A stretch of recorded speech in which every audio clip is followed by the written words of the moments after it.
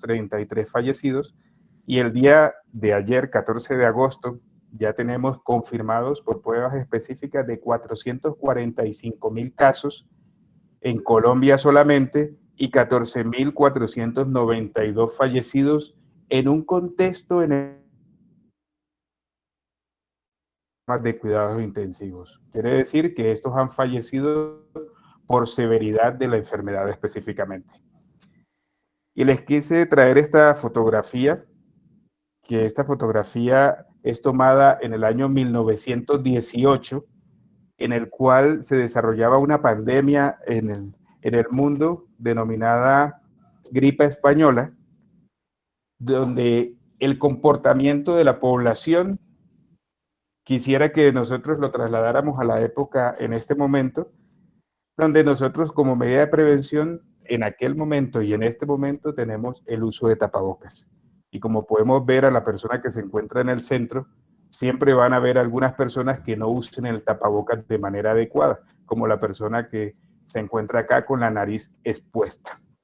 En ese momento el causante era una influenza A del tipo H1N1, similar a la influenza que nos afectó en el 2011, y se llama gripe española porque específicamente los que más le dieron publicidad del desarrollo de esta patología fueron los españoles, debido a que en ese periodo de guerra, de la Primera Guerra Mundial, muchos periodistas habían sido silenciados y ocultaban esta información, a pesar de que los primeros casos se identificaron en unos campamentos militares de Estados Unidos y el paciente cero se identificó en Estados Unidos específicamente.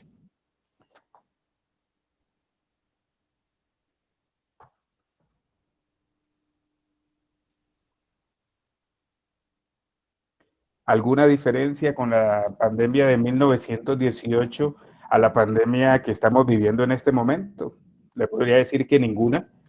En realidad es una situación que se transmite por un germen de fácil replicación y fácil diseminación.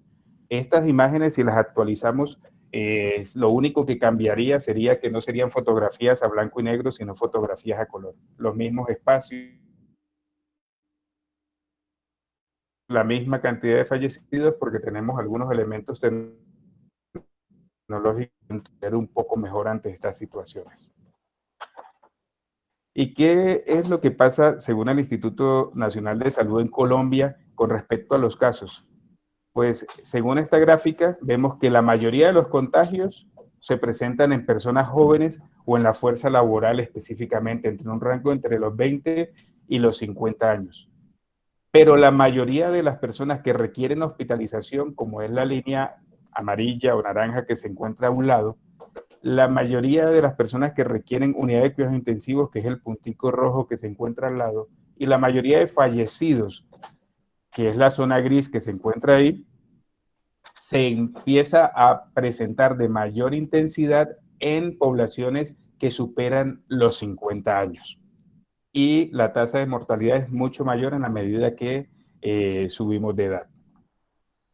¿Y por qué es tan enredado este tema del COVID? Bueno, aquí podemos ver en esta gráfica que tenemos a una persona que o por hablar o por estornudar expulsa una serie de estructuras llamadas fomites o burbujitas de saliva, por decirlo. Y dependiendo del germen que se encuentre dentro de ellas, es la distancia en la cual nosotros podemos encontrarnos con ella. Si son fomites o gotas más grandes, pues por su peso caerán muy cerca, pero si son partículas muy pequeñas, van a quedar suspendidas en el aire y se ha demostrado que el COVID-19 o el coronavirus SARS-CoV-2, como se le denomina específicamente, puede permanecer hasta 7 o 8 minutos suspendido en ese entorno donde se encuentra el usuario, y si este espacio es un espacio cerrado, pues esa duración es mucho mayor. Y como es un virus que tiene una estructura que no supera las 0.5 micras, pues permite que se pueda trasladar por impulso de la brisa hasta distancias que pueden ser superiores a los 2 metros. Entonces, por más de que yo esté separado de esta persona, pero no tenga medidas de prevención, pues tengo riesgo, porque tenemos un comportamiento de suspensión de partículas que nos expone a esta enfermedad, y esto es lo que genera que existan muchos contagios específicamente. Quería compartirles este video.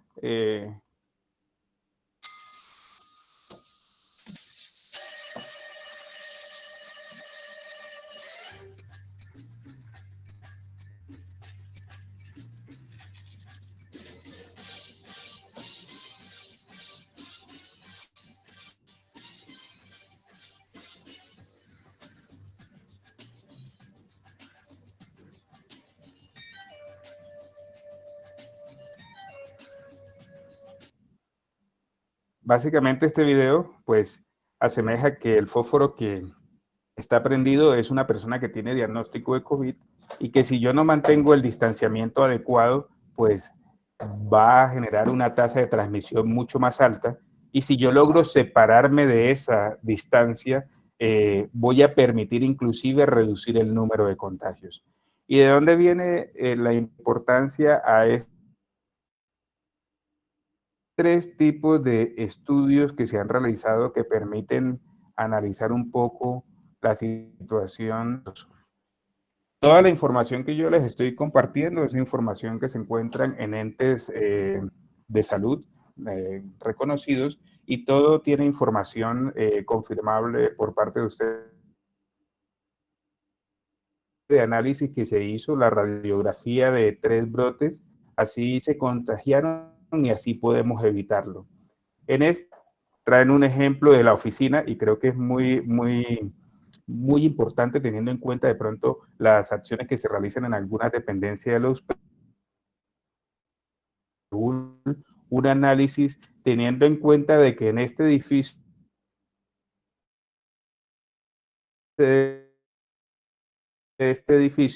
se encontró una de casos mayor a la habitual que en el mismo piso y que en otros pisos de ese mismo edificio, y empezaron a analizar qué era lo que sucedía. Aquí encontraban una serie de personas en una mesa de trabajo. Dentro de esa dependencia, esta mesa de trabajo se encontraba ubicada en un piso donde había muchos integrantes, y la tasa de contagio que se generaba. Opa. Hola, ¿me escuchan? Sí. ¿Sí? Sí, señor. Néstor, sí, Señor. le vuelvo a solicitar un favor a todos los compañeros. Como tenemos full límite en Meet, apaguen las cámaras y les garantizo que la señal será mejor. Por favor.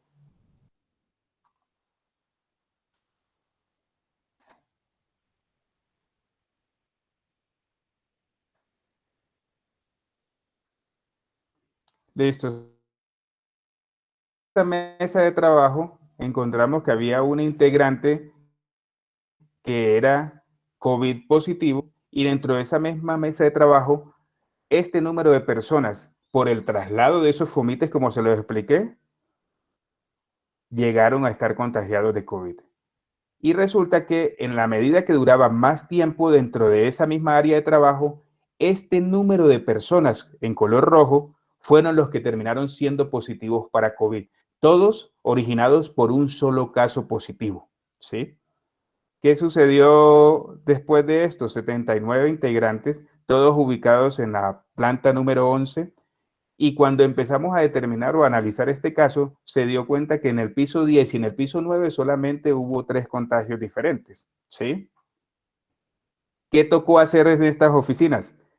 Generar el distanciamiento social, ubicarlos en forma de zigzag, con una distancia entre persona y persona de aproximadamente 2 metros. Aumentaron la ventilación en estas áreas de trabajo, abriendo las ventanas específicamente, y manteniendo muchas actividades desde teletrabajo y horarios flexibles. Y esto permitió la contención de ese brote. Acá hay otro caso similar en un restaurante. En este caso, el estudio se realizó en China. Aquí encontramos que las personas de la mesa A, una sola persona era el paciente 0 o el paciente que tenía diagnóstico confirmado de COVID. Y en la medida que pasaba el tiempo, se confirmó que personas de la mesa B y de la mesa C llegaron a estar contagiadas de COVID-19 y cuando fueron a determinar cuál fue el agente causal en este momento, es que el flujo de aire originado de un sistema de aire acondicionado movilizó esas fomites o esas partículas en la persona que tenía el contagio y la recirculó dentro de la misma sala. Por eso personas de estas 3 mesas fueron las que se afectaron. ¿Sí? ¿Qué hicieron después? Apagaron el aire acondicionado, abrieron las ventanas para ventilar, separaron las mesas en más de 2 o 3 metros, reduciendo el aforo específicamente, y esto permitió que no se presentaran nuevos casos. Y el último caso, que es el autocar, que este era un bus también con 50 pasajeros en China, la distancia que tenían entre personas no superaban los 0,75 centímetros. Dentro de uno de los buses había un paciente con diagnóstico de COVID y después todas estas personas que estaban en rojo se contagiaron de COVID. ¿Debido a qué? A la recirculación del aire acondicionado dentro del servicio de transporte público en ese momento. 23 personas en la línea de recirculación del aire acondicionado. Y todo debido a que a la presencia de el aire acondicionado que facilitó el traslado de esas burbujitas que evidenciamos en la gráfica anterior, donde pueden llegar a desplazarse en una distancia mucho mayor de los 2 metros. Entonces, ¿cuáles son las medidas más eficaces? La distancia física, por lo cual el teletrabajo es la primera medida que debemos mantener, reducir el número de trabajadores en las empresas, reducir los espacios de las reuniones y si es necesario que estas reuniones sean realizadas por videoconferencia. Debe haber unos ajustes de ingeniería, como crear barreras físicas entre las personas. Estas pueden ser barreras como de plástico en algunos momentos o simplemente el uso de tapabocas permanente. Un control administrativo en las empresas, que es redistribuir responsabilidades para reducir el contacto entre individuos. Y volvemos y insistimos, la protección, que es el uso obligatorio de mascarillas o tapabocas específicamente. ¿Sí? Entonces, continuamos. Al momento, claro, sí.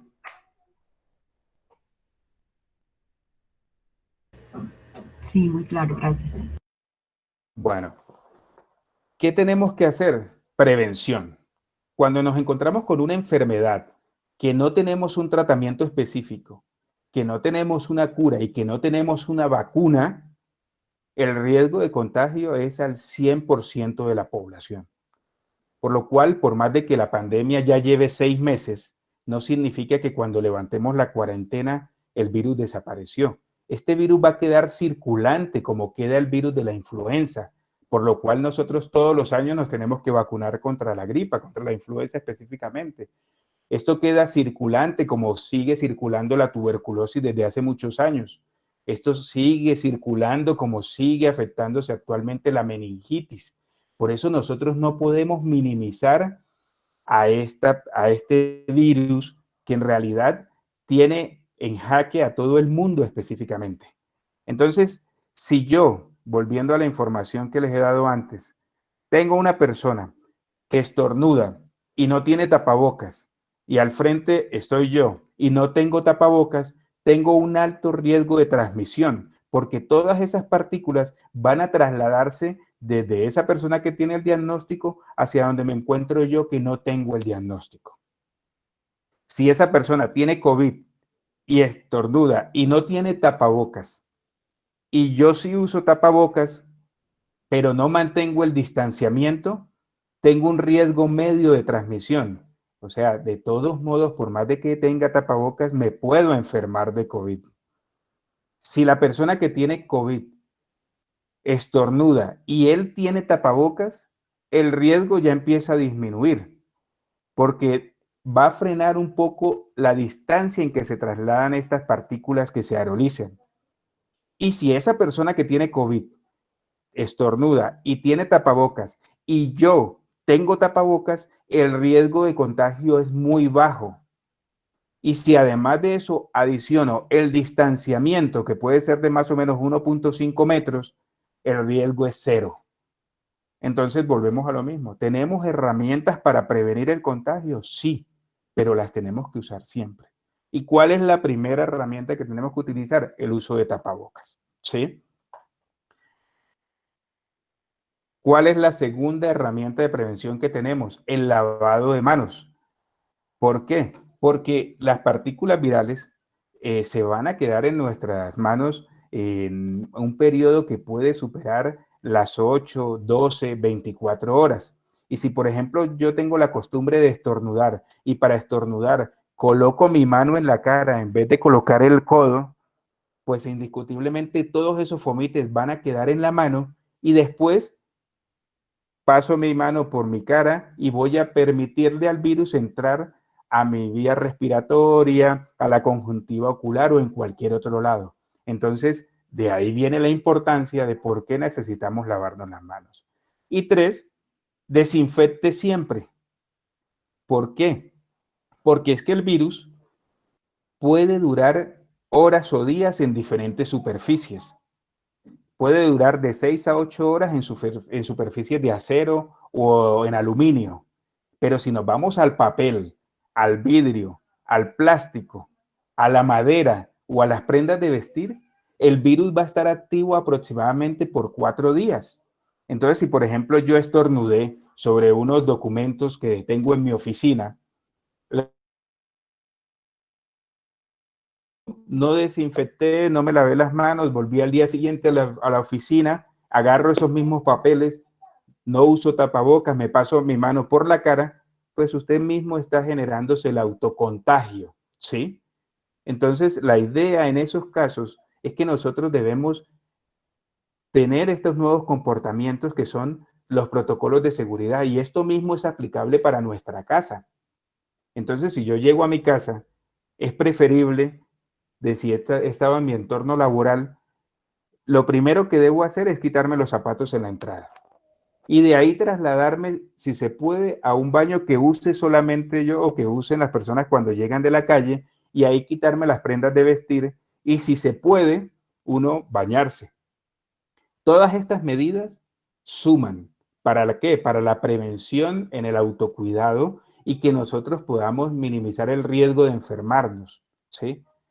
Pero ¿qué es lo que pasa? Es que cuando nos enfermamos sin síntomas o muy leve, o sea que no pasa nada, ¿sí? Es muy probable, porque la mayoría de los casos son casos asintomáticos o leves que se presentan en la población joven de 20 a 40 años, pero yo no vivo solo. Yo vivo con un tío, con un abuelo o con una mamá que tiene más de 50 años y que puede tener enfermedades de riesgo como hipertensión, diabetes o problemas nutricionales y esa persona tal vez va a responder de manera diferente ante el COVID y se puede complicar y en algunos casos con desenlaces fatales. Entonces, el autocuidado ya se vuelve una responsabilidad de que además de cuidarme yo, tengo que cuidar a las personas que están a mi alrededor para que ninguno tenga que sufrir esta circunstancia. Ahora, ¿cómo usamos el tapabocas? Pues claramente aquí tenemos una definición de cuál puede ser la mejor manera de utilizar tapabocas. Desafortunadamente, la gráfica superior derecha es la que más vemos, el tapabocas en el mentón. O tenemos una falsa costumbre de tener que subirnos y bajarnos el tapabocas con el tapabocas puesto o no. Estamos demostrado científicamente que tener el tapabocas puesto, bien puesto, quiere decir que cubra la nariz y la boca, no me va a generar falta de aire. Y eso está demostrado colocando aparatos que miden la oxigenación. Ni siquiera las personas que tienen patologías obstructivas crónicas pulmonares como el EPOC tienen problemas de oxigenación por tener el tapabocas puesto. Pero si yo tomo estas medidas, los resultados van a ser favorables. Es cierto que nosotros vivimos en una sociedad donde el contacto es necesario, nos damos mucho la mano, nos abrazamos, expresamos nuestro cariño, pero en este momento la mejor forma de expresar nuestro cariño es distanciamiento social, no dar la mano, utilizar tapabocas y fomentar el autocuidado. Y una tarea de cada uno de nosotros en el día de hoy es que si yo cumplo mis medidas de prevención y llego a un espacio donde la otra persona no la está cumpliendo, tenemos que pedirle por favor que use el tapabocas. Acá tenemos otra forma de colocación del tapabocas y volvemos a lo mismo. Tiene que quedar bien puesto y que cubra la nariz y la boca. Si no, no funciona. Ah, pero es que a mí ya me dio COVID, así que ya yo no necesito el tapabocas. Bueno, para eso quisiera de una vez aclarar que no se ha demostrado que los anticuerpos que se formen por desarrollar la enfermedad duren para siempre. Por el contrario, sí se ha demostrado que estos anticuerpos o las defensas tienden a disminuir a los 3 o 4 meses, lo cual me expondría a mí a un riesgo de reinfección y tal vez por haber tenido el proceso en otra ocasión, me genere que en la segunda vez me dé más severo. Entonces sería, ¿cuál tapabocas usar? Aquí en de modelos de tapabocas, a esto se le hizo una serie de revisión técnica para comprobar, e inclusive en Google y en YouTube hay una serie de videos donde hacen unas pruebas con unos aerosoles, pero en resumen, a lo cual le puedo decir en el día de hoy es que bufandas no sirve para prevenir la reducción de fomites en el ambiente. Tapabocas de tela convencional o sencilla no sirve. ¿Qué tenemos que tratar de buscar? Si es de tela, tiene que tener mínimo 3 capas de tela para que reduzca o frene la velocidad de expulsión de ese fomite, de esa partícula que sale cuando yo hablo o cuando yo estornudo. O si quiero una tela especial, tiene que ser una tela antifluidos. Y si ya yo llego a tener sintomatología respiratoria, es preferible que en esos momentos utilice la mascarilla quirúrgica que se encuentra arriba, o si yo me encuentro en entornos de mayor riesgo en el cual tengo que tener contacto con personas que son altamente probables de contagio, como lo que encontramos en las áreas de urgencias y esto, tendríamos que utilizar un tapabocas más especializado que se denomina N95 y que se le asigna a aquellas personas que duran mucho tiempo en estas áreas para evitar el contagio. Y yo que trabajo en oficina y cumplo labores administrativas y tengo que salir de pronto al supermercado, ¿cuál puedo utilizar? Si no tiene síntomas, de tela, pero de 3 capas, o de tela antifluido, o en su defecto, si no encontramos nada más, una mascarilla quirúrgica de las que le explico acá. ¿Por qué? Porque entonces las demás no van a lograr una medida de prevención adecuada. Ahora, salgo a la calle, ¿qué hago para prevenir que me contagie de COVID-19? Porque entonces ya después de tanto tiempo estar en la casa, entonces inclusive a veces me va a dar miedo salir a la calle. Primero, respetemos la distancia física de 2 metros.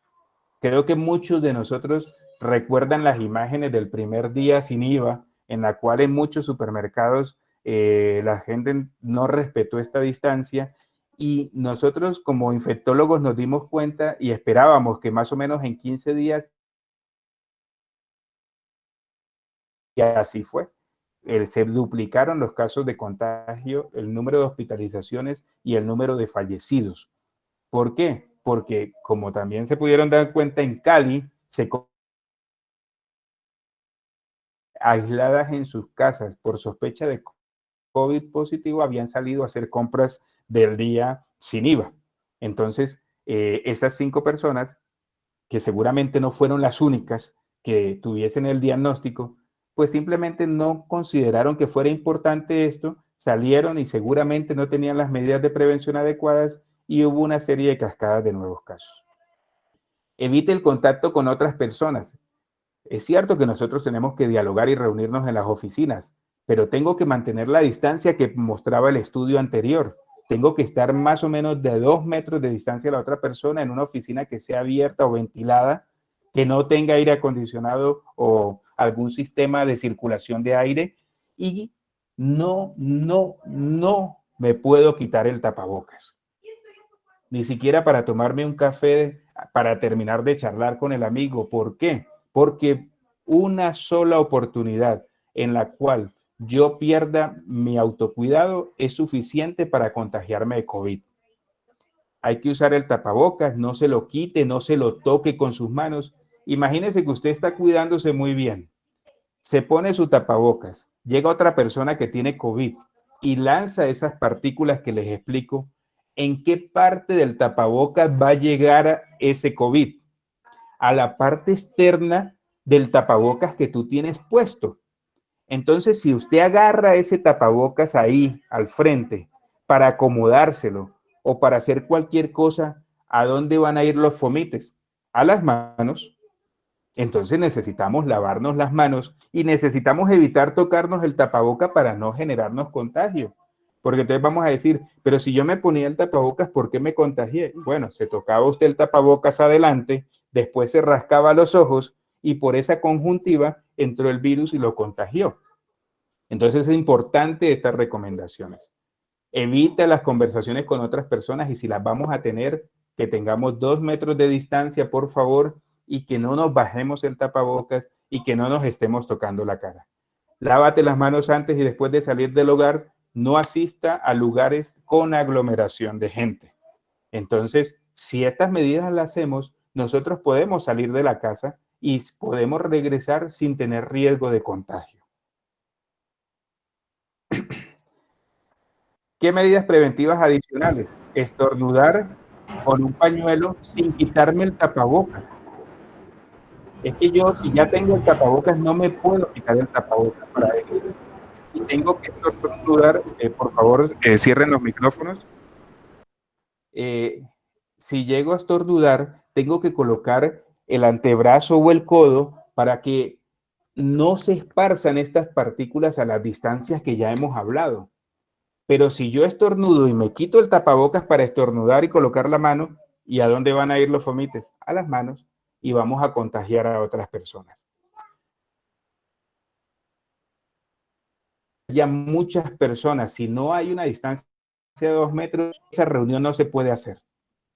No debemos pasarnos las manos por la nariz, la boca, los ojos sin antes lavárnoslas, usar mascarillas o tapabocas que cubran la nariz y la boca, limpiar y desinfectar las superficies de trabajo donde yo me encuentro, ¿sí?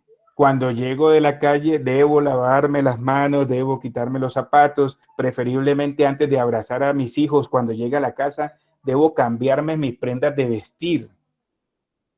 Porque si hay fomites o partículas de ese virus ahí, vamos a contagiar a otros integrantes de la familia, ¿sí? Y debemos enseñar a todos los integrantes de la casa a lavarnos las manos y a colocarnos el tapabocas. Ahora, ¿y qué síntomas son los síntomas famosos del COVID? Bueno, la gran mayoría prueba que no le dé nada. Algunos van a tener algún malestar, dolor de cabeza en la gran mayoría de los casos. Puede haber dolor de garganta. En casos donde ya tengo un poco más de severidad, va a haber tos y fiebre con escalofríos. Pocas veces va a haber secreción nasal, pero como todo virus, y yo creo que nosotros hemos estado expuestos a diferentes tipos de virus, cuando nos enfermamos vamos a tener un decaimiento tremendo, un dolor muscular que no nos permite realizar nuestras actividades cotidianas. Y en casos más severos, nosotros vamos a tener dificultad para respirar, dolor en el pecho y en algunos casos va a haber otros síntomas que no son respiratorios, como cuáles, diarrea, náuseas y vómitos. ¿Por qué? Porque esto es una patología viral que puede afectar varios sistemas. No solo son síntomas gripales, no siempre genera fiebre. Muchas veces no tengo síntomas y el hecho de no tener síntomas, y eso es lo complicado de esto, yo ya contagio a otras personas así yo no tenga síntomas. Entonces, cuando ya nos enteramos que tengo un síntoma o que tengo un contacto estrecho y me toca hacerme la prueba y por fin llega el resultado, ¿con cuántas personas hemos tenido contacto? Con muchísimas.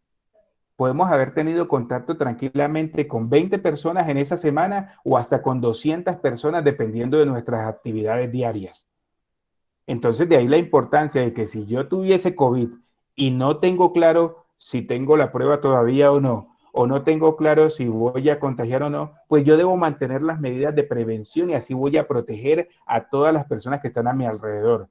Quiere decir que si una muestra de cariño que nosotros estábamos acostumbrados a darla con abrazos y besos y estrechando la mano, la mejor muestra de cariño ahora para todas las personas es usar el tapabocas, distanciamiento social y no dar la mano. ¿Por qué? Porque le estoy diciendo con mucho cariño a la otra persona, no te quiero enfermar o no quiero que tú me enfermes. Y eso es importante y tenerlo claro en este momento. ¿Qué otros síntomas? Si llegas a tener síntomas, ¿qué es lo primero que tienes que hacer? No salga de la casa. ¿Por qué? Porque si ya sabíamos que era un riesgo de transmisión, no tener síntomas y contagiar a otros, ahora con síntomas esa posibilidad es mucho mayor. ¿Por qué? Porque va de la mano con una presencia de gran cantidad de virus de nuestro cuerpo. Entonces, lo primero es no salir de casa. Evite el contacto con otros miembros de tu hogar. Use tapabocas dentro de la casa y lávese las manos frecuentemente con agua y jabón.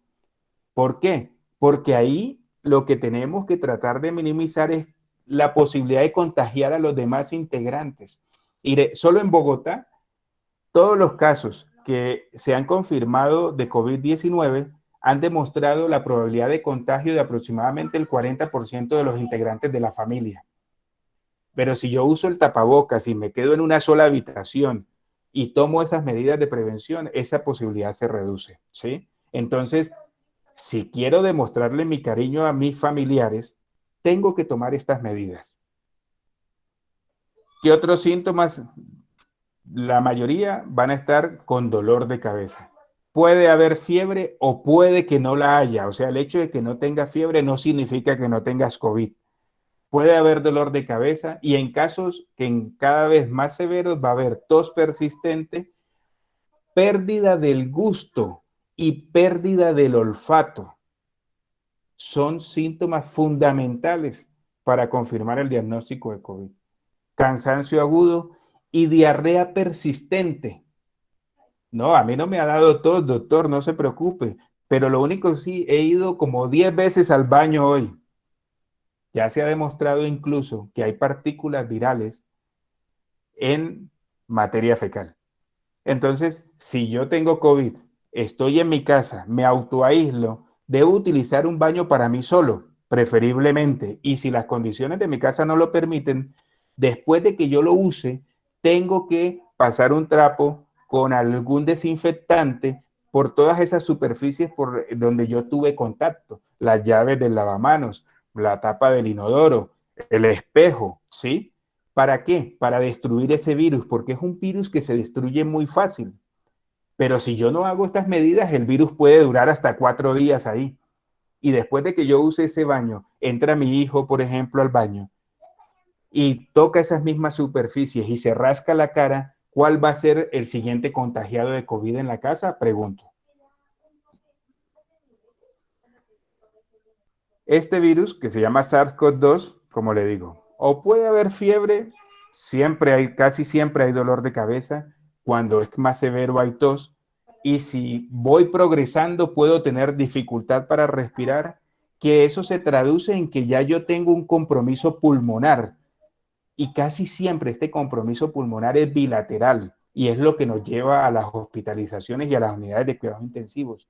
Si me hago laboratorio, voy a tener una serie de laboratorios alterados y puede haber, vuelvo e insisto, pérdida del sabor, pérdida del olfato y diarrea persistente. No significa una simple gripita, por favor.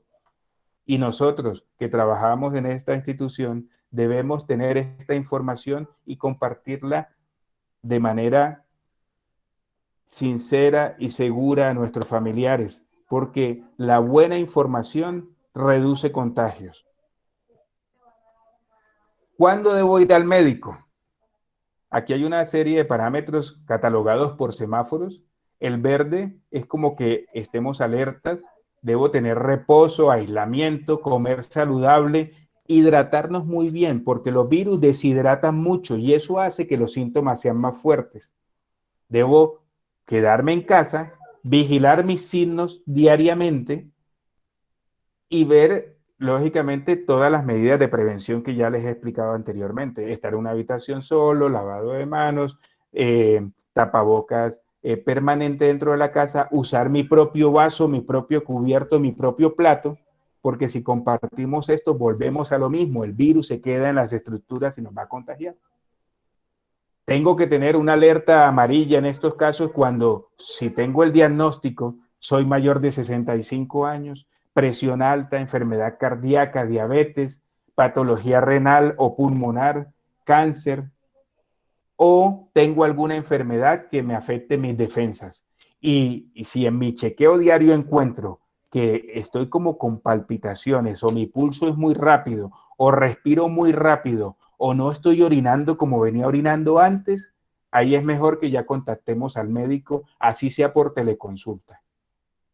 Y sí o sí, semáforo en rojo, una alerta principal cuando yo respiro más de 25 veces por minuto, cuando tengo sensación de ahogo, cuando mi voz es entrecortada, cuando ese adulto mayor de mi casa tiene confusión mental o está muy dormido, o si ya yo tengo la posibilidad de medirme la oxigenación, esa oxigenación esté por debajo del 90%.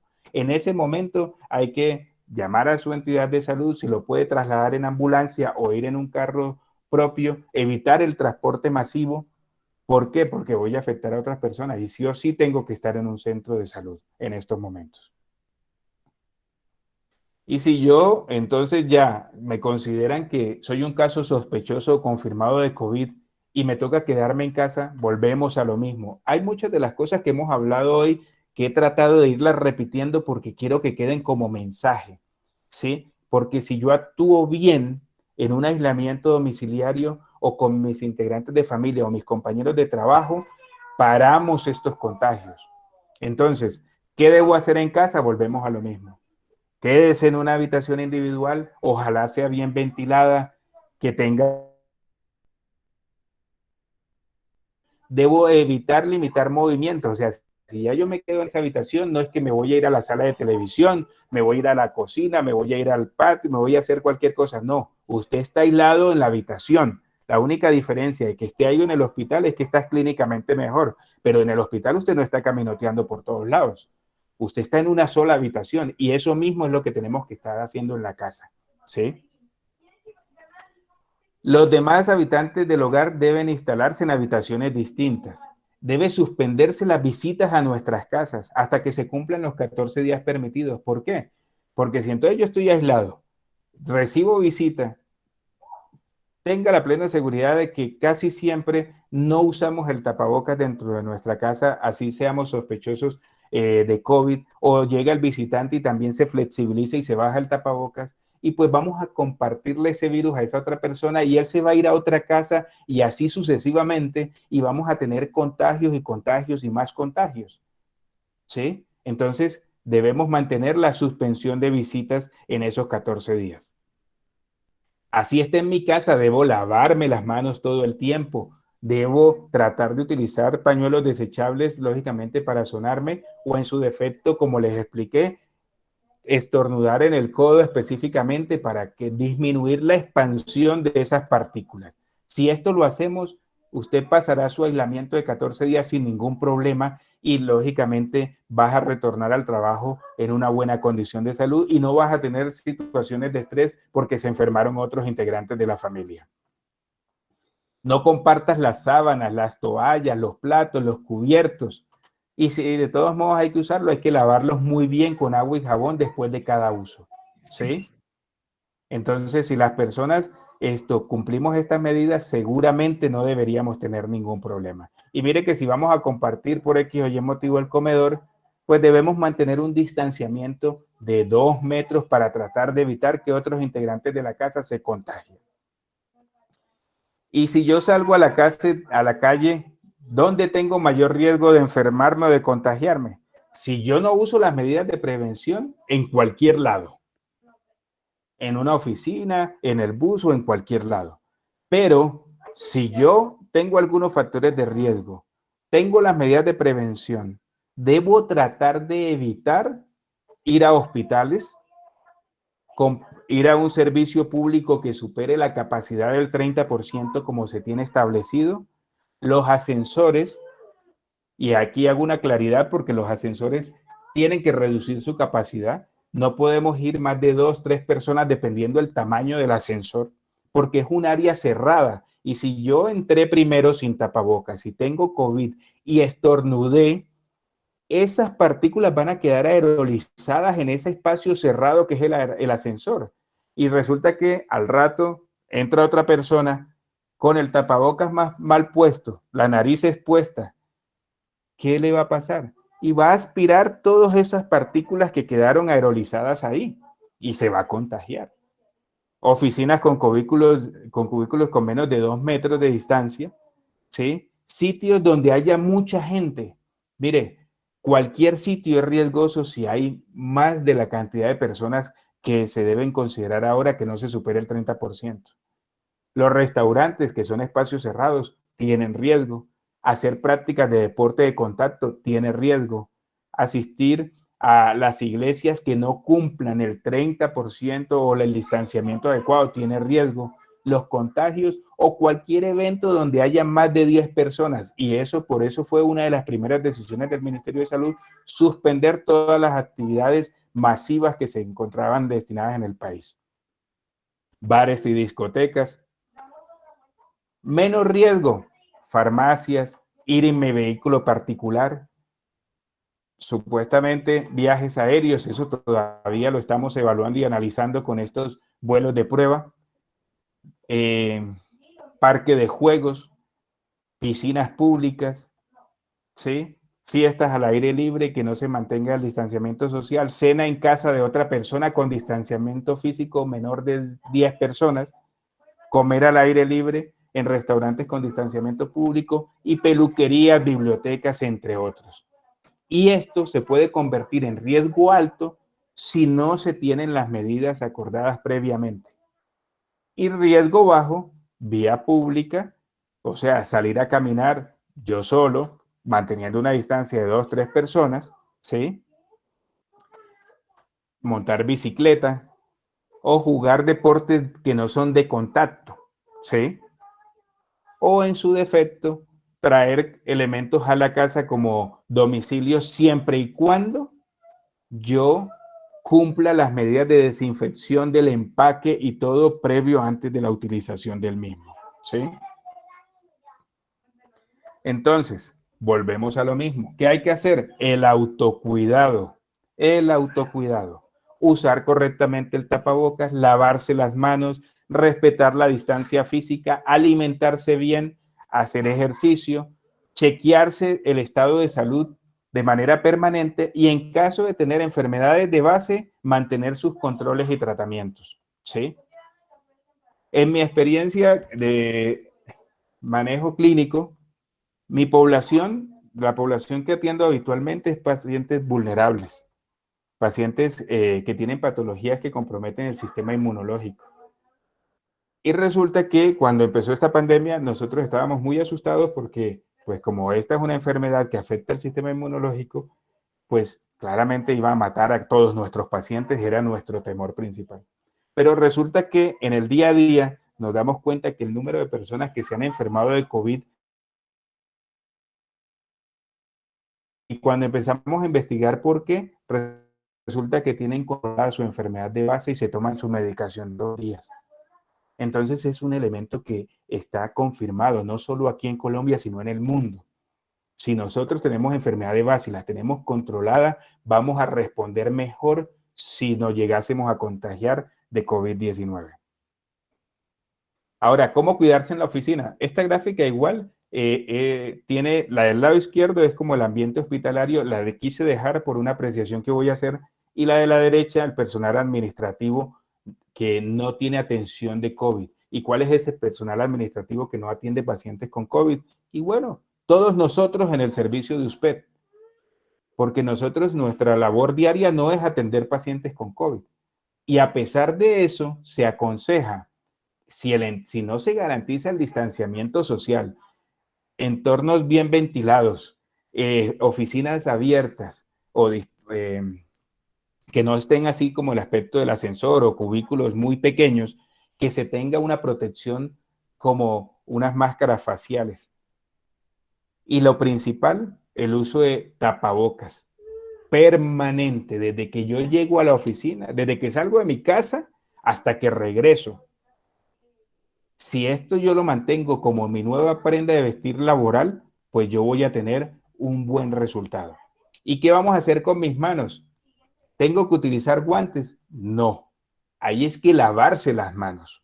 Y muchas veces con alcohol, alcohol en gel, agua y jabón, pero guantes no. ¿Por qué?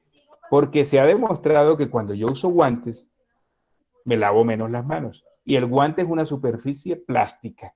¿Y el virus cuánto vive en la superficie plástica? De 2 a 4 días.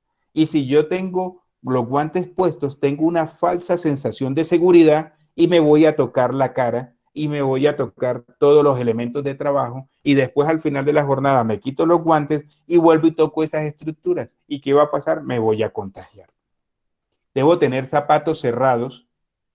No debo tener el cabello suelto para las damas y preferiblemente los accesorios que usen sean accesorios pequeños, no aretes grandes, ni cadenas, ni estas cosas, ni carteras grandes, ni estos elementos, porque todo lo que llevemos de más son elementos que van a permitir que ahí se pegue el virus y que si yo esos elementos no los desinfecto, pues posteriormente me voy a contagiar.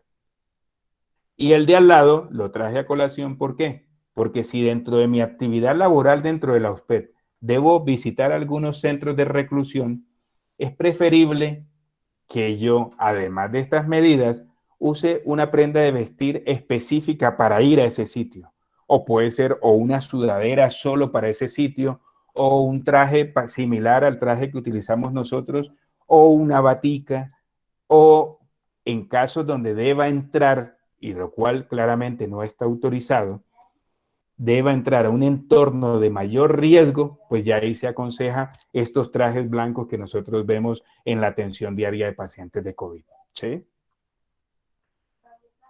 Aquí les traía un video que se los voy a mostrar al final. El COVID-19 no siempre se manifiesta de la misma manera. Ya habrás escuchado a alguien que solo sintió una gripe, otros que pierden el olfato, mientras cientos de miles de personas han muerto tras graves síntomas respiratorios. Es decir, el rango de síntomas que provoca el virus es muy variado. Por eso es especialmente útil una investigación de la Universidad King's College de Londres, que logró identificar 6 tipos de grupos de síntomas, cada uno con variaciones en la severidad de la enfermedad. Los científicos explican que si se identifica el grupo de síntomas de un paciente, los médicos pueden predecir qué tan grave será o si necesitará o no ir al hospital y potencialmente salvar su vida. ¿Cómo? Eso lo explicamos en este video. Por ejemplo, de COVID-19, los investigadores analizaron los datos recopilados a través de una aplicación de 2.600 pacientes en Reino Unido, Estados Unidos y Suecia. Lo primero que encontraron es que todos los pacientes de la muestra presentaban 2 síntomas en común: dolor de cabeza y pérdida de olfato. Pero a partir de esos 2 síntomas, que son comunes a todos, encontraron otros que les permitieron establecer estos grupos de síntomas de COVID-19 y los organizaron de menor a mayor gravedad. El primer grupo, el COVID-19 se manifiesta como una gripe, pero sin fiebre. Los pacientes presentaron dolor de cabeza, pérdida de olfato, dolores musculares, tos, dolor de garganta, dolor en el pecho. El segundo grupo, como gripe, con los mismos síntomas del primer grupo, ronquera y pérdida de apetito. El tercer grupo es el gastrointestinal. Los de olfato y apetito, dolor de garganta, de pecho, pero sin tos. Y a partir de aquí, en la clasificación de los científicos, los síntomas comienzan a ser más graves. El cuarto grupo, de nivel severo 1, presenta dolor de cabeza, pérdida de olfato, tos, fiebre, ronquera, dolor de pecho y fatiga. Además de todos estos síntomas, en el quinto grupo, es decir, el nivel severo 2, se añaden otros síntomas como confusión y dolor muscular. Y en el sexto grupo, nivel severo 3 y el último de la clasificación, se añaden síntomas como dificultad para respirar, diarrea y dolor abdominal. Los científicos también encontraron que pacientes en cualquiera de estos grupos pueden presentar erupciones en la piel. Pero la clave de esta clasificación es que permite rápidamente identificar quiénes van a necesitar hospitalización o ayuda para respirar con un respirador o con oxígeno. Por ejemplo, cerca de la mitad de los pacientes que tuvieron síntomas del grupo 6 terminó hospitalizado, en contraste con solo el 16% del grupo 1. Y muy pocos de los enfermos con síntomas de los grupos 1, 2 y 3, solo entre el 1,5% y el 3,3%, necesitaron asistencia respiratoria. Sin embargo, este porcentaje fue mayor en los grupos severos, donde entre el 8,6% y el 19,8% necesitaron de oxígeno o respirador. Con estos datos, los científicos desarrollaron un modelo que, combinando los síntomas, la edad, peso y condiciones preexistentes, pueden determinar en cuál de estos grupos se encuentra el paciente. Y esto les permitió calcular el riesgo que tiene un paciente de necesitar hospitalización y ayuda para respirar a los 5 días de haber presentado síntomas. Y lo trascendental es que esto permite actuar antes, porque según el estudio, los pacientes de COVID-19 suelen ir al hospital 13 días ya demasiado tarde. En otras palabras, con el cálculo desarrollado por los científicos, se ganan 8 días. Si se cuenta ya con esta información, se puede incluso evitar la hospitalización con cuidados desde la casa. Por ejemplo, una de las autoras del estudio, la doctora Claire azúcar de los pacientes en riesgo de hospitalización, asegurando que se mantengan bien hidratados. Es decir, darle al enfermo un tratamiento correcto y a tiempo y evitar complicaciones que pueden salvarle la vida. Bueno, en el informe...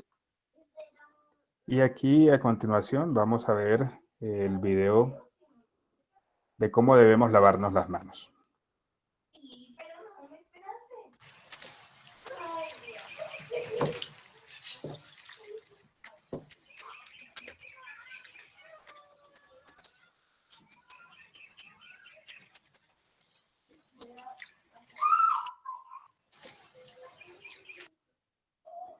Bueno, y si no hacemos estas medidas de prevención por parte de los médicos, con gusto los esperamos en estas áreas para atenderlos. Muchas gracias. Vamos a aclarar algunas preguntas que han hecho en este momento. Si van a hacer algunas otras, por favor, las pueden ir haciendo por el chat. Así logramos tener una respuesta para todos en lo posible para que esta reunión pueda tener los objetivos claros. La primera pregunta que tengo por acá es: en diferentes medios han informado que en algunos establecimientos carcelarios han suministrado moringa a los internos positivos para COVID, los cuales han superado los síntomas. ¿Qué opino al respecto? Bueno, el comportamiento que hemos tenido en las cárceles nosotros en este momento va más acorde al rango de edad de las personas privadas por la libertad que por lo que se le pudiese dar o no.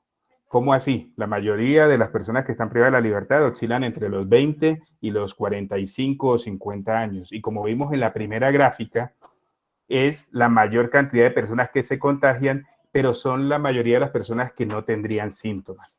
Y el comportamiento de casos de pacientes hospitalizados y severos que hemos tenido con fallecimiento son esas mismas que estamos viendo a nivel general. El tomar moringa o no, yo acá no lo voy a contradecir, pero lo pudiese asociar a si que yo me pudiese alimentar bien estando en casa, por ejemplo. Si yo en casa me alimento comiendo buena fruta, verdura, hidratándome bien, seguramente va a tener un efecto similar a si se... Que la respuesta específica sea por moringa.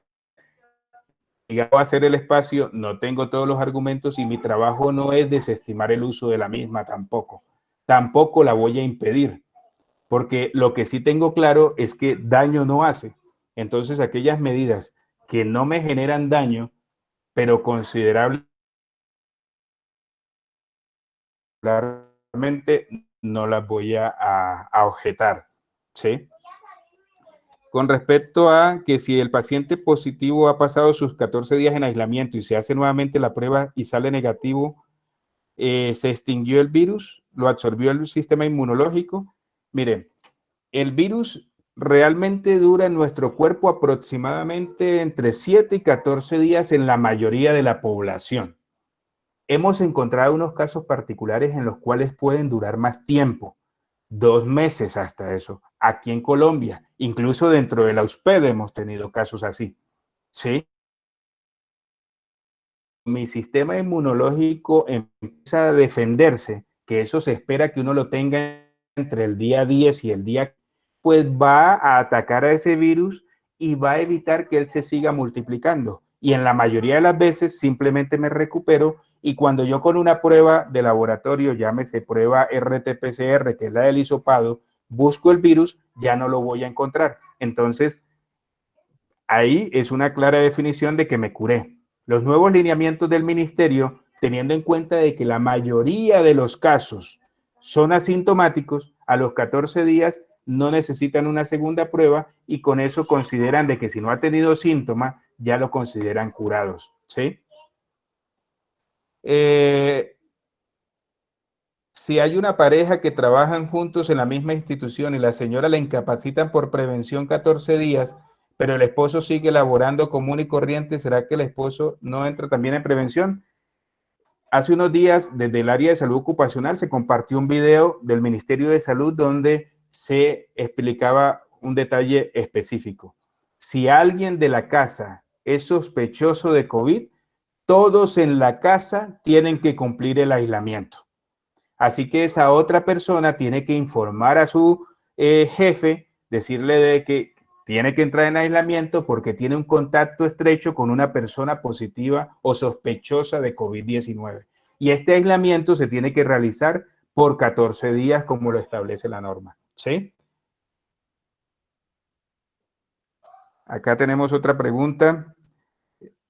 El COVID-19 no es considerado como una enfermedad laboral. Si se adquiere en mi sitio de trabajo, la RL no lo considera como riesgo profesional.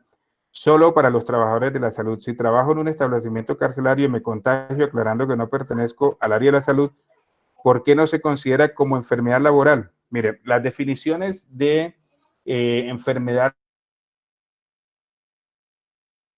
hasta hace poco hubo unas modificaciones. En este momento, como todavía sigue catalogado como una situación de contagio en cualquier entorno y no específicamente a unas labores específicas de trabajo, por eso no se ha discriminado qué tareas sí y qué tareas no. ¿Por qué el personal de salud sí se catalogó como sí? Porque es que nosotros los tenemos que recibir a todos los enfermos y los vamos a atender. Entonces es claro que allá a ese sitio se va a trasladar todo el COVID y tienen mayor riesgo. Ahora, posteriormente, seguramente las ARL, cuando ya deje de dispersarse el virus en general y solamente haya unos focos puntuales, van a juntar algunas otras profesiones como riesgo laboral.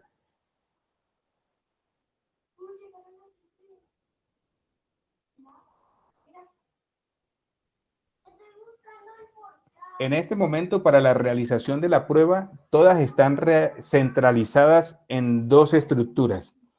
En el ente nacional, que viene siendo el Instituto Nacional de Salud específicamente y cada una de sus secretarías de salud, y las EPS subsidiadas o contributivas a la cual uno se esté afiliando. Yo solamente por tener una afiliación en salud, llamo a la EPS, expreso mi situación clínica actual y se debe realizar la prueba. No se necesita un convenio adicional o no de los PET para poder realizar estas pruebas. ¿Por qué? Porque están con cobertura al 100% en todos los regímenes de salud.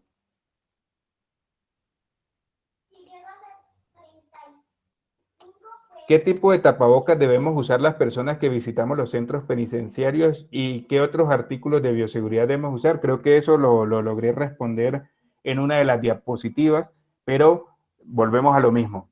Si yo tengo que ir a un centro de reclusión, pero voy a estar en las áreas administrativas, en entornos distantes, mantengo el distanciamiento social, no voy a tener contacto con otras personas así directas, pues voy a utilizar el tapabocas convencional, si es de tela de 3 capas, si es antifluido o la mascarilla quirúrgica normal. Si yo ya tengo que entrar a los patios o tengo que entrar al área de sanidad y tengo que tener contacto con los PPLs y todo eso, en ese momento sí es aconsejable que el material de bioseguridad sea una mascarilla N95. ¿Y qué más elementos o no? Dependerá del entorno. Eso lo tendrá que evaluar salud ocupacional dependiendo de cada uno de ellos, porque si el entorno es cerrado, tengo que tener mascarilla facial. Si tengo que estar en contacto sí estrecho con los PPL, tengo que tener inclusive el traje completo, ¿sí? Pero esas actividades exclusivas han sido reducidas en cada una de las actividades cotidianas.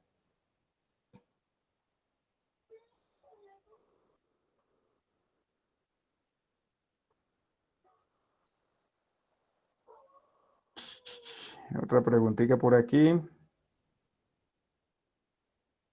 No, los tapabocas no necesariamente tienen que tener registro INVIMA. Los que deben tener registro INVIMA son los tapabocas de mascarilla quirúrgica y los N95. Nosotros igual, si tenemos los demás tapabocas, por ejemplo, los de tela de 3 capas, los que pasar por el INVIMA, ¿sí? Y hay algunas que usan los mismos materiales que son de fabricación específica y que les están dando un permiso de uso vital no disponible. ¿Por qué? Por la necesidad de insumos que se requieren en un caso de pandemia como estamos teniendo ahora. Pero toda esa información va de la mano de la estrategia que haya planteado como persona para mi autocuidado.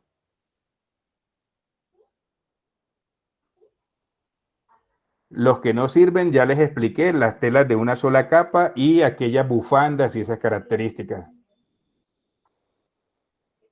Por el último lineamiento del Ministerio de Salud, las segundas pruebas ya no se están haciendo. Eso se los expliqué ahora. Esto requiere que yo, si no tengo síntomas y cumplí mi aislamiento de 14 días, yo ya puedo retornar a mis actividades. Si tengo factores de riesgo, pues ya se tomarán otras acciones. Si llevo el aislamiento y tengo síntomas con el médico, seguramente se va a prolongar esa incapacidad y probablemente se va a repetir la prueba, ¿sí?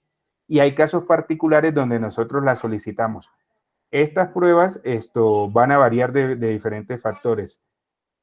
Y había un parámetro específico que quería aclararles, es que si yo he sido confirmado con COVID, no tengo factores de riesgo, cumplo los 14 días de aislamiento, de todos modos, en este momento la mayor cantidad de trabajo que se está estableciendo es por teletrabajo, ¿sí?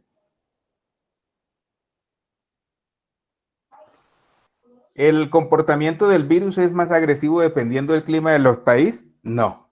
En realidad, hay 6 formas diferentes de que el COVID actúe en nosotros y no depende del clima, depende de los factores de riesgo que tenga yo como paciente. Si yo soy un paciente joven, pero fumo, pues mi pulmón va a ser más susceptible para severidad ante el COVID que aquel paciente joven que no fume. Entonces hay una serie de parámetros importantes a tener en cuenta. Las enfermedades como hipertensión, diabetes, enfermedades del sistema de defensa, cáncer, enfermedad pulmonar obstructiva crónica y algunos consumos de sustancias no permitidas o ilegales o del cigarrillo. Todos estos elementos van a generar mayor predisposición. Y hay un grupo de pacientes que no se tiene claro por qué les da más severo. Probablemente son patologías genéticas que todavía no han sido descubiertas en él y lo predisponen a casos de severidad. Si fuera así, no les hubiera dado tan duro en Cartagena y en Barranquilla los casos de COVID, y si fuera el caso contrario por el frío, no nos estuviera dando tan duro acá en Bogotá con más de 4.000 casos diarios.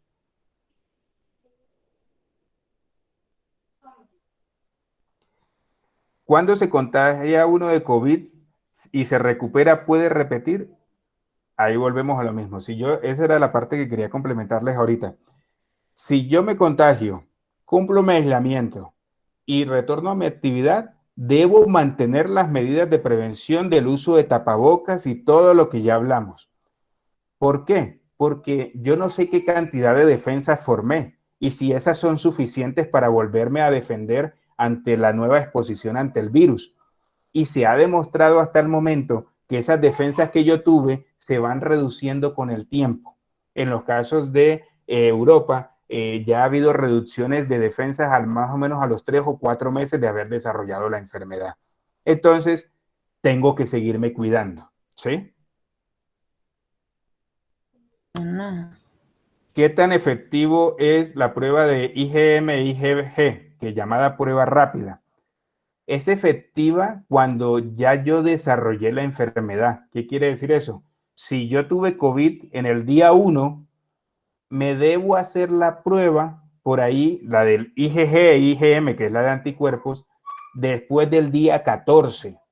Porque si yo desarrollé la enfermedad el día 1 y me hago la prueba de anticuerpos el día 2 o el día 3, la prueba va a salir negativa, ¿sí? Entonces, ¿cuál prueba usar? Va a ser decisión del médico y va a ser dependiendo de cada caso, ¿sí? Por eso yo en este espacio no les voy a compartir qué prueba les voy a aconsejar ni nada de esto, porque va a depender de cada circunstancia clínica, porque hay otras más que se van a requerir dependiendo de cada momento. Pero de todos modos, por querer hacerme una prueba, ¿me hago la prueba rápida? No, no es aconsejable. El centro de Casillas es obligatorio ingresar con traje de bioseguridad, así no vayan a ingresar a la parte interna. Bueno, eso es una directriz que no está estipulada para todos los centros de reclusión. Si es una estrategia solamente de Casillas, pues uno a veces tiene que adaptarse a las estrategias. Remitiremos a la subdirectora de salud del INPED para tener en cuenta estas recomendaciones. ¿Una persona común y corriente no debe utilizar tapabocas N95? No. Si yo voy a estar en un entorno de mayor riesgo por mi actividad laboral, vuelvo y lo digo, sí se suministrará. Pero en este momento ninguna de las labores que se realizan entre los PET van a colocarlos en mayor riesgo en esta actividad, ¿sí? Así que ese tapabocas va a quedar reducido a aquellas actividades como de sanidad para poder prestar su servicio de atención más segura. Es obligación de la entidad informar a quienes tengan un contacto positivo dentro de la empresa. Mire, la empresa lo está haciendo y la idea, y creo yo, que la deben hacer primero de aquella persona que fue confirmada como positivo, ¿sí? Entonces, si yo tuve un diagnóstico de COVID-19 positivo y yo sé con quién estuve y con quién estuve de manera irregular sin tapabocas, yo mismo le voy a decir, venga amigo, le informo que me salió la prueba positiva. Esa es la primera tarea y eso se llama autocuidado. ¿Listo? Bueno, les agradezco mucho por las preguntas. Espero que haya podido ser una exposición sencilla y clara. Traté de transmitirles las recomendaciones más específicas para nuestras actividades. Espero que pudiésemos haber aclarado algunas dudas. Si existen otras, que seguramente lo van a ver, se las pueden enviar al área de salud ocupacional o en otros espacios las iremos desarrollando. Doctor Luis.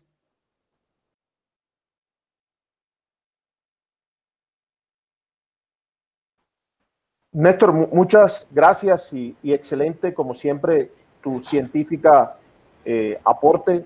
Quiero darle la palabra al doctor Miguel Sánchez, como director administrativo de la entidad, para que haga la clausura de esta jornada. Bueno, buenos días a todos. Interesante la cantidad de funcionarios que se vincularon a esta charla. La idea es de que el doctor Rueda, con sus explicaciones y su conocimiento, nos enseñara un poco del cuidado que tenemos que tener cada uno de nosotros. Gracias al doctor Rueda, ha sido un acompañamiento muy importante. Hacían una pregunta respecto de que si se le estaba informando a los funcionarios, a través de seguridad en el trabajo se tiene contacto con las personas positivas. y con las personas que estuvieron en contacto con las positivas y se están dando las instrucciones pertinentes. Incluso ahorita a las 11 tenemos otra charla con los que están con COVID positivo y con las personas que tuvieron algún contacto. ¿Verdad? Un aplauso para todos los funcionarios de la unidad. En la medida en que nosotros nos cuidamos, estamos cuidando la unidad y no solamente pensemos en nosotros, sino como decía el doctor Rueda, en nuestras familias. Nosotros somos los que tenemos que dar el primer paso para cuidarnos. En nombre del señor viceministro, que desafortunadamente no nos pudo acompañar por el tema que está en Bucaramanga, el más interesado de estar en esta charla era él. Les manda un saludo muy especial y verdad que muchas gracias por la presencia de ustedes acá y espero que esto lo multipliquen no solamente a sus familias, sino a sus amigos. A través de prensa se va esta charla se grabó y se les va a comunicar con prensa para que si la quieren volver a revisar o a las personas que no pudieron por la capacidad o incluso si la quieren extender a sus amigos y familiares, pues sería fabuloso. Espero que todos se cuiden y que algún día nos podamos volver a ver en la oficina. Y ojalá sea lo más rápido posible, lógicamente con todas las medidas de seguridad. Entonces, muchas gracias. Sí. Entonces, que tengan un buen fin de semana y muchas gracias a todos. Gracias, mi doctor. Muchas gracias, doctor, muy amable, muy gentiles por compartir la información. Muchas gracias, muy interesante toda la charla. Gracias, doctor Miguel. Gracias. Gracias. Gracias, doctor. Gracias, doctor. Feliz fin de semana. Muchas gracias, doctor. Muy amable. Muchas gracias. Dios les bendiga. Buen fin. Gracias. Muchas gracias. Que tengan buen día. Buen día a todo el mundo. Gracias. Muchas gracias. Hasta luego. Gracias. Gracias.